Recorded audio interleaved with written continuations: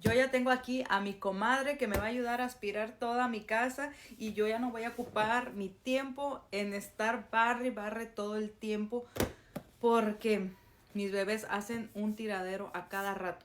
Entonces tengo aquí mi robot que me va a ayudar. Pues vean qué chulada. Trae su cargador, trae la conexión y trae su control. Ahora sí, a trabajar, comadrita.